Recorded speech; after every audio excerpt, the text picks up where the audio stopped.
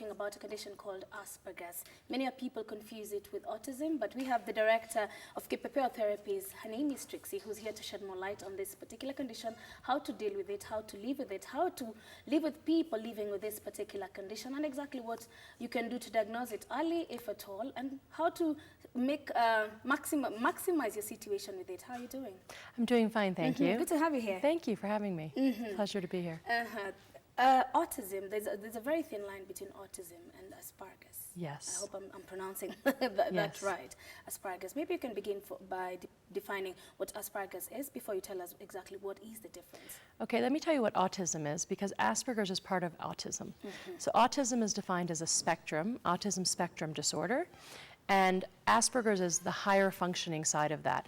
So if you think of it as like, you know, a range, and nowadays Asperger's is actually being called high functioning autism, not so much Asperger's. There has been some change in the diagnostic and the language you're using around it, but people still know what Asperger's is. So for the purpose of understanding, we'll just talk about Asperger's, but it's also called high functioning autism. And the reason it's called high functioning autism is what is the reason? So most people with Asperger's would be diagnosed later, and the symptoms would be made more clear a little bit later as children's social skills develop.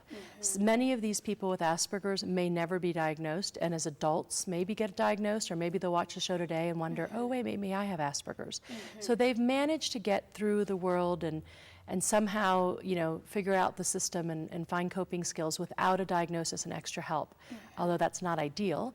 That would be one difference between autism and Asperger's. Does it mean the symptoms are definitely lesser than those with? Yes, you could say they're less severe than when people with more classic autism, but the underlying symptoms are the same. There's a communication deficit, a social deficit, and sometimes behavior and how to act and self-stimulatory behaviors we repeat over and over again, or sensory processing differences. Those are the core sort of aspects of autism, and they would be the same with Asperger's, but to a different or lesser degree. To a different or lesser degree. Let's move to the specific. When you talk about difficulty in communication, in what way? Okay, so many children with autism may not speak, or they may speak very late. People with Asperger's either talk on time, sometimes late, and sometimes very early. They may be speaking at a younger age. They may speak in a very formal, or what we say pedantic way, very formal, rigid way of speaking. Even some people may have something called little professor syndrome, where they speak like a professor would, even though they're young children. So their speech is different, but also how they communicate, how they pick up nonverbal cues. So right now you're looking at me, I'm shaking my head. We're communicating in those ways. People with autism or Asperger's may not pick up on those cues and may not use those cues. So that's another form of communication. Another form of communication we use is facial expression. You can look at somebody, know how they're feeling, if they're sad or angry or upset, even subtle things in our face and body. People without autism generally pick up on. People with Asperger's and autism may miss those cues, which are really important in how we communicate. And reading facial features, looking people in the eyes, those things may be missing. Yes, I noticed one of the characteristic or other symptoms is people living with Asperger's do not look you in the eye. That can be really difficult for people on the autism spectrum and with Asperger's.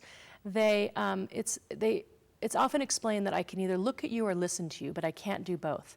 There's some theories that say there's a lot happening in the eye and in the face, and it's too much to look at you. They're often highly sensitive people, so looking and having to talk, so I can either talk or look at you. Do children living with this, or persons living with Asperger's, develop any other conditions? Can I answer first more about, are you going to go more about Asperger's? Yes, please. Yeah. So social skills are a deficit. So making friends, knowing how to do small talk at parties can be really difficult. Yet if they want to speak about, you know, their favorite topic, whether it's collecting rocks or their favorite movie or their favorite sports team, they could talk about it forever and ever and ever, and never change the subject. And repetitively, and maybe tell you the same thing over and over and over again. I've worked with children who love phones and cell phones or airplanes or dinosaurs, and you know every fact, they know facts.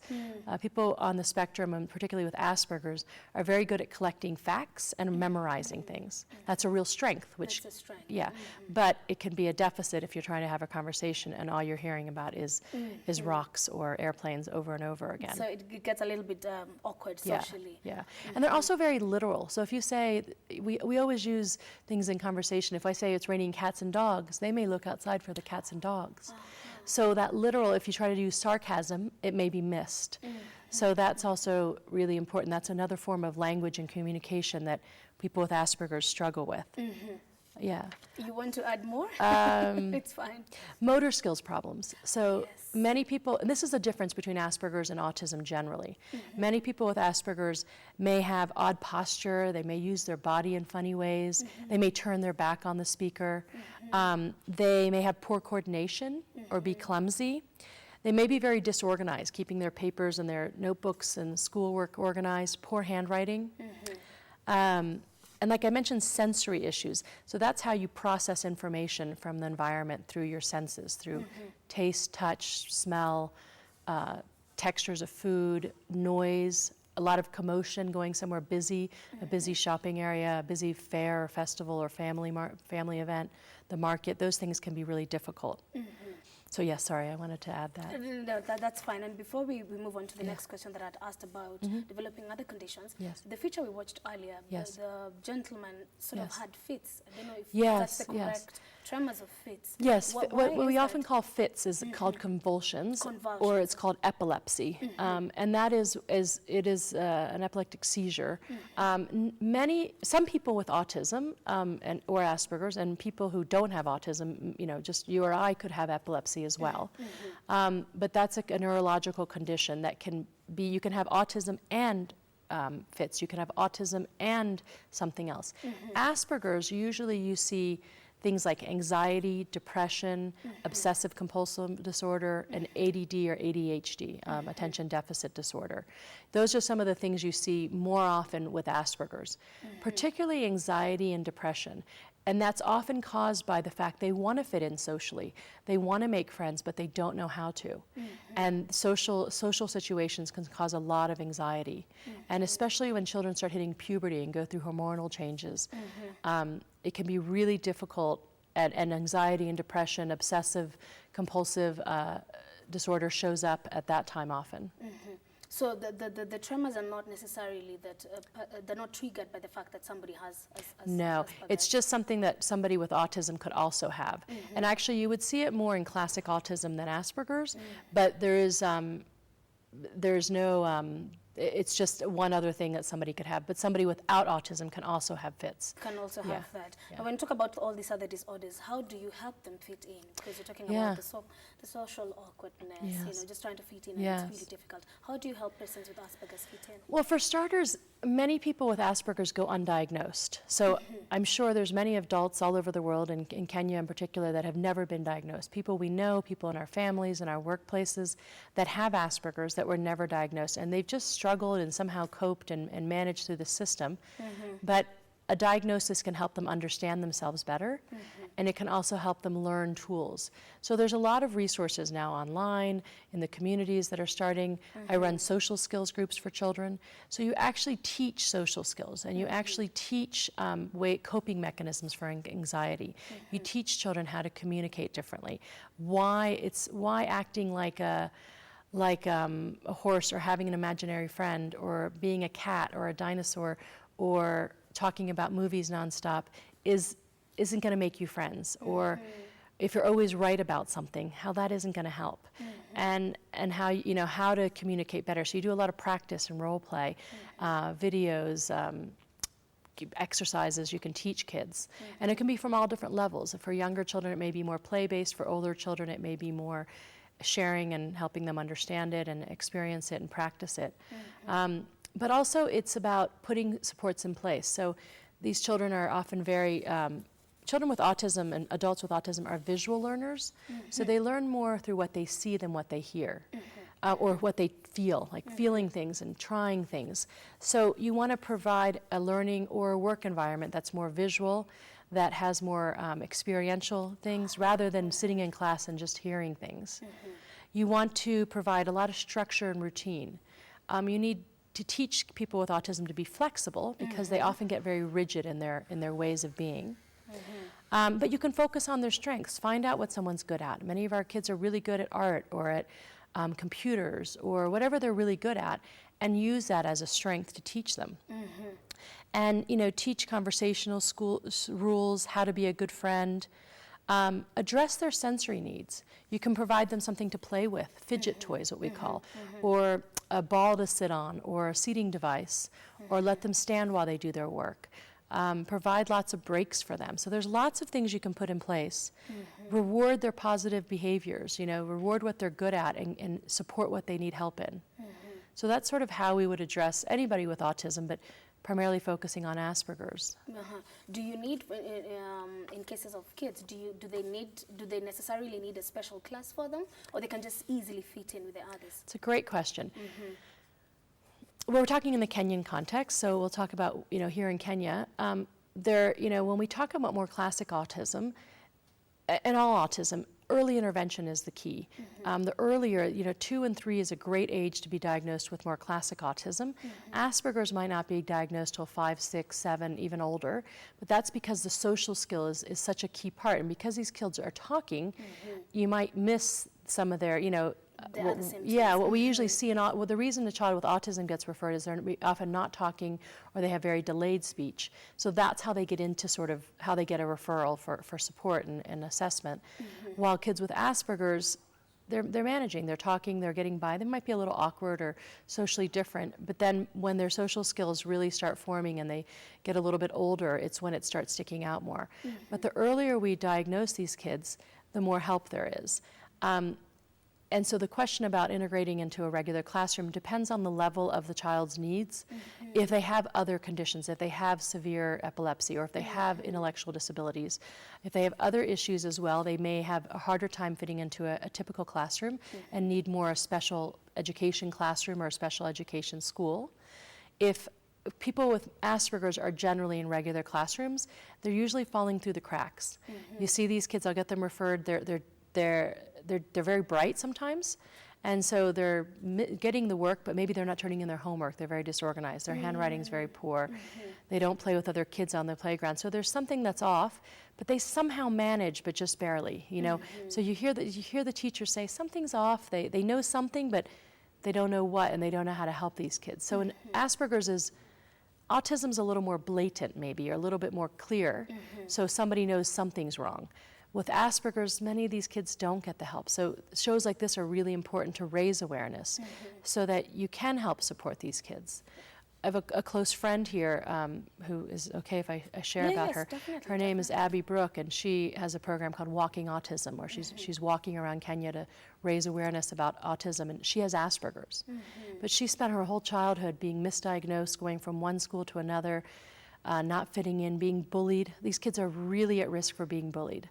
And they're kind of often naive and will fall into traps and be easily pushed around and anything to make friends. So they're really at risk for being bullied. She was bullied and teased, and so now as an adult, as she's come to understand Asperger's, she has gaining acceptance, but 20, 30 years of poor self-esteem, of not having friends, of struggling, of really painful, and has really affected her, who she is. So now that's changing, but imagine if you were 9 and you got diagnosed. Much easier for her. So the kids in social skills groups now, the kids in schools that understand it and are getting support, they're blossoming, they're doing really wonderfully. You talk about it being very difficult to diagnose. Yes. So how exactly is it done? Is it a medical procedure, or how do you do this? Ideally, you have a team. I mean, in an ideal world, you have a doctor, a medical doctor who knows something about autism, so maybe a pediatrician or if an adult, a neurologist often is on board. You would have a speech therapist, maybe an occupational therapist that looks at the motor and sensory processing, and then someone either like me, like a counselor, a psychologist, an educational specialist. Again, somebody who understands autism, because you can be in the field and not have a lot of experience in autism. So it's really important that somebody has a good understanding. So ideally you'd work in a team and you'd look at it holistically. Often that doesn't happen in Kenya. There are a few professionals. It's an expensive process. So ideally you could come to someone like me. You could go to a neurologist. There's some good children's neurologists here. You can go see a good developmental pediatrician. And it's not a one-day affair? Ideally not, you know. I mean, if I assess a kid, I would like them to see a doctor. I'd like them, sometimes to see a neurologist, to have a hearing assessed. I'd like to observe them in school and then observe them in my office. That's the ideal, and you know, that's even better. So a little bit of patience. A little bit of patience, but sometimes because of lack of services, we might diagnose quicker. But in an ideal world, it would be holistic. Asperger's is a bit harder because it's more tricky. You know, I can observe a child in school, but unless I spend one-on-one time with them, unless I see them in their social setting, because if I see them in my office without their peers, they may look very different. So if I see them on the playground, some of those signs are going to show up more. If I spend time talking to them, I'll understand their communication style. And there's assessments and tools that you can use. There's something called the ADOS, which is an assessment tool. But it's a process, yes. It is a process. Yes. I want you to address two questions together, hopefully together. Okay. One is, there are a lot of misconceptions about Asperger's. Yes. There's, people have come up and call it witchcraft, Yes. demon possession, and all this. I need you to clarify that for, Great. and maybe even share stories of what else you've seen, Yeah. difficult situations being labeled against that. And then, is it genetic? Great questions, thank you. Yes, to answer your first question, and I'm going to talk in the Kenyan context because that's where we are. Yes, I've been in Kenya 7 years and worked in the communities and all around the country. Yes, there's a big misconception that children with autism or Asperger's have witchcraft. There's a curse been put on them. There's a lot of stigma. People with Asperger's might be labeled as lazy or shy or withdrawn. But actually, you know, none of this is true. It's nobody's fault. Nobody has caused this. Not a parent, not a grandparent. It's not a curse. It's not going to be cured by a witchcraft. It's not going to be cured by a medicine or a Mitishamba. Have you heard of Mitishamba? No. Traditional medicine. Traditional medicine, yes. Herbs and the herbs. And there's a time and place for medication and herbs and natural, you know, healing can help symptoms. You know, you can use herbs and medicine at times to address, especially if you have anxiety or depression. Hyperactivity can often be addressed with these things. But there's a time and place, and that's usually not the first place to go. So it's important to realize that is a big myth, and I think it holds people back, and it only hurts children and families with autism. So really helping them access help, and wherever their community is, the closest place they can get help would be great. The Ministry of Education has EARCs, Educational Assessment Resource Centers, all over the country, and that's a good starting point. It's a free assessment center, and they may or may not know it, autism and Asperger's, but more and more, you know, special needs professionals are learning about it. So that's a good starting point. That's a good starting point. So it is not witchcraft to get medical Right. attention for Yes. it. The medication you talk about, does it necessarily have to be medication in terms of tablets or syringes being, you know, proper medicine being injected towards you, or is it just plain therapy when it comes to, you know, my to preference is managing to always, Asperger's? I love that you said managing, because it's not treatable in the sense that, you know, you have malaria and you take a pill and it goes away. It's manageable. And if you look online, you might see treatable, because in other countries that's used as a term for saying manageable. People with autism or Asperger's, it's a lifelong condition, but they can live full, happy lives, be productive members of society, have children, have families, be parents. But it is about managing. It's about behavioral intervention, maybe communication, speech intervention, sensory integration therapy. I'm a believer in starting with the therapies, and then if there is a need for medicine to address a specific issue that is a symptom associated with autism or Asperger's, then you would involve a medical professional. Like depression or anxiety. Right, and then you would involve either a doctor, a neurologist, or a psychologist, psychiatrist at that time. Yes, Persons with Asperger's, and you talk about they can live a full life, become even parents. absolutely. As parents, and with time, does it become difficult as they bring up their other kids, or somehow they will learn to manage? Well, I think sure it could be more difficult, but they also, they're very sensitive people. They're very empathetic. There's a myth that people with autism aren't empathetic. I don't believe that at all. I think they might show it differently. People with Asperger's can be very sensitive and it can be the best friend you have. They'll be loyal to a T. I encourage kids to seek out these kids and become friends with them. They might be a little different, a little quirky, we might say, but they can be really special and amazing friends. And yes, they can be great parents. Maybe they need extra support, but there's lots of people without autism who aren't good parents. So I want you to reiterate the earlier on when you talk about their strengths. Yes. Because somebody out there is going to think, many times whenever in society, many times you're faced with what we don't consider normal. Yes. We run away or we judge too harshly, we're very absolutely. cruel and this and that. But we need to be told, what are the good sides? What are some of the good things that persons with Asperger's, what are their strengths? Sure. So that we can learn to use these particular strengths and incorporate them back into society. Absolutely. And one thing I want to say is when I work with kids or I work in schools and classrooms, really sharing that we're all different. We all have strengths and weaknesses. I'm terrible at math and science, but I'm good at what I do. You're a great interviewer. Other people are great at math and science and computers, and we need all sorts. So I think that's important, is just stressing that we're all different and we all have strengths and weaknesses. People with autism may have strengths. They might have very good memory. They might have a real attention to detail. Maybe they'll be here at this show and then they didn't remember anything they talked about, but they remembered this picture on the wall and something that somebody else wouldn't pick up. The earrings you're wearing, something's really specific. So that actually can be used as a strength if that's something they're really good at. They can be very, like I said, they can be very loyal. They can be very honest. They may have a strength in arts or sciences or technology. We see a difference between boys and girls on the autism spectrum, and particularly with Asperger's. Girls get diagnosed much less than autism, and than boys, in autism. You'll hear that it's 4 or 5 times higher in boys, but actually we now believe that autism just looks different in girls, and so they're underdiagnosed. And so their interests might be more arts and literature and music and animals, while boys might be more science and maths. They're very, so they might have more imaginary friends or things like that. So they look different, but they also fall on the spectrum. So it just looks quite different. To answer your question, those are some of the strengths. Some of the strengths, yeah. Any other strength? Well, some kids with autism have a lot of stamina. They can go and go and go, and that can be tiring, but it can also be a strength if you find the right thing. If a child likes to run, well, they could be the next Kenyan runner. If a lot of people I know with Asperger's they can hyper focus, so they can spend hours on something they like, which is great if you have to get something done and it's something you like. It can be a deterrent if you need to do other things, but if we use that as a strength, their ability to hyper-focus, their ability for great memory, attention to details.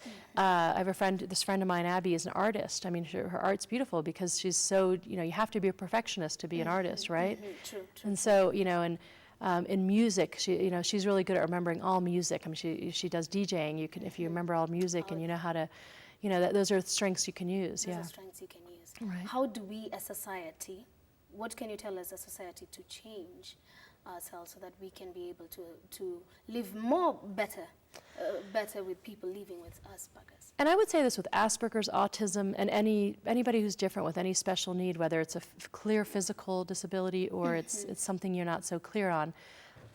Just being more accepting. When you see a parent with a child who's struggling, don't assume the child's spoiled and the parent doesn't know how to, how to discipline their child. And you can't beat autism out of a child. So it's being more accepting both of the child and the family, and just providing an environment where we look at strengths of people and help support their weaknesses and their challenges and focus on the strengths. And maybe learn more about some things, because many times when you don't know about it, you want to fearful. Isolate yourself and say, okay, that's not... There's some great websites and links I can leave you guys, and you guys can share with them. The last thing I wanted to say, I think something you'd asked was, is it genetic, or is there what causes autism? We don't know for sure. There's a lot of research, but we think it's genetically predisposed. So you're born in utero, you're growing with the genes, And we know there's anywhere from 1 to hundreds of genes that are connected to autism. There's something called genotypes that are starting to show up, and they're starting to recognize different genotypes associated with autism. We know there might be some differences in the brain, and we know that there probably is an environmental factor that triggers the genes to turn on. But this is still all in research, so there's no clear all, but more and more we see a genetic link. But that doesn't mean it's your fault. It's not a parent's fault. You're not in control of your genes, just like your eye color, your skin color, your height isn't in your control. Either is, the genes you pass on to your children. Amazing. Thank you so much, Trixie. Thank you. It's Pleasure. been quite an enlightening morning this Great. one. Asante sana. Thank you. Up next is Good 254. Good Morning Kenya takes a very short break, and then we come back and continue with the program. Keep it. Good Morning Kenya. Thank you.